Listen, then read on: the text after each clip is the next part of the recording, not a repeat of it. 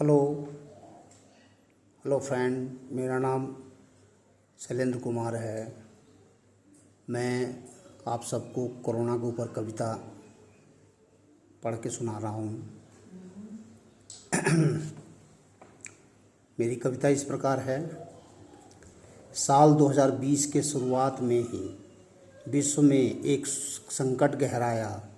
चीन देश के वुहान शहर से पूरे विश्व में कोरोना महामारी आया। आज तक भी इसके वायरस को कोई वैज्ञानिक नहीं समझ पाया। विश्व के विकसित देशों को भी इसने सबसे पहले शिकार बनाया। कोई कहता इसको चीन की चाल है, पर आज भी खड़ा करता कई सवाल है। वास्तव में समुद्री जीवों और चमगादड़ से फैला यह बवाल है। विश्व को उसके घुटने टेकने पर मजबूर करता यह कोरोना मनुष्य को उसकी औकात बताता कि तू मालिक नहीं मेहमान है। विश्व में सबसे ज़्यादा प्रभावित देश America, Italy, England, France, Spain, Africa, Iran, चीन, इराक, भारत, ब्राज़ील एवं पाकिस्तान है।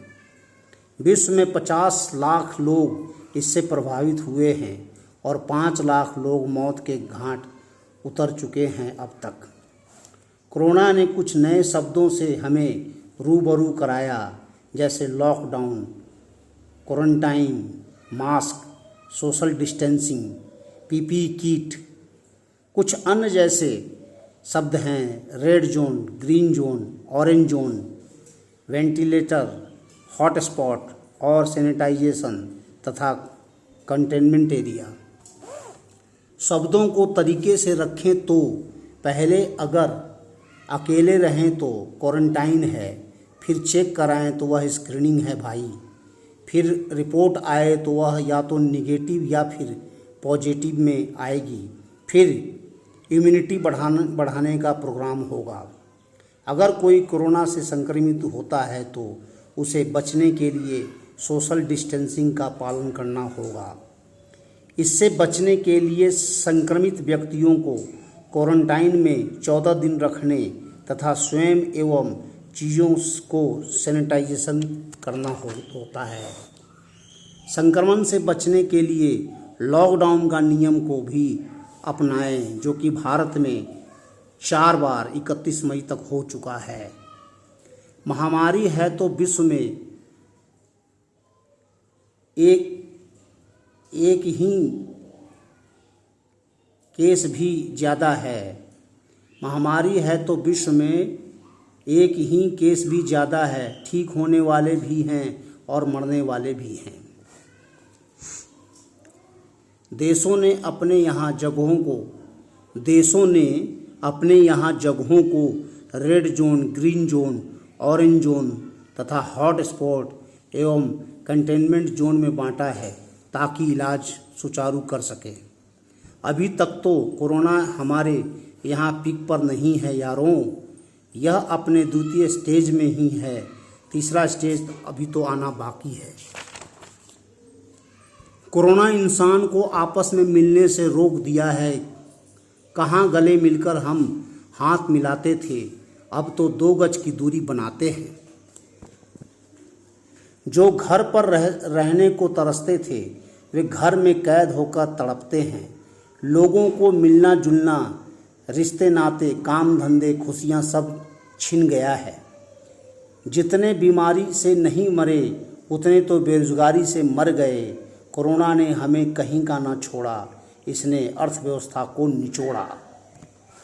जानवरों को पिंजड़े में कैद करने वाला इंसान खुद पिंजड़े में कैद एवं बंद है। देखो जीव कैसे घूमते मलंग हैं। विश्व में राजनीति भी खूब जारी है। अमेरिका तो चीन को कोरोना का जिम्मेदार मानता है और विश्व स्वास्थ्य संगठन से 2 हाथ ठानता है। कैसे कहें यह किसकी चाल है? कौन इंसानों के ज़िंदगी से खेल रहा, अपनी प्रतिद्वंद्विता को भुनाने को कैसे करतूत कर रहा। कोरोना के संकट में भी भारत कैसे पीछे रहता, कोरोना के संकट में भी भारत कैसे पीछे रहता। क्या क्या सत्ता पक्ष या विपक्ष दोनों ही वाहवाही लूटने की होड़ में रहता। नेताओं की राजनीति की चक्की में, नेताओं की राजनीति की चक्की में देश का आम नागरिक पिस रहा। देश के कोने कोने से मजदूर अपने घर जाने को पैदल चप्पल घिस रहा। नेताओं की राजनीति की चक्की में देश का आम नागरिक पिस रहा। देश के कोने कोने से मजदूर अपने घर जाने को पैदल चप्पल घिस रहा। सत्ता पक्ष तो स्वयं ही अपनी पीठ थपथपाती है, सत्ता पक्ष तो स्वयं ही अपनी पीठ थपथपाती है और 20 लाख करोड़ का पैकेज देकर राहत की बात सुनाती है। पर किसको क्या मिला और मिलेगा यह तो आने वाला वक्त बताएगा।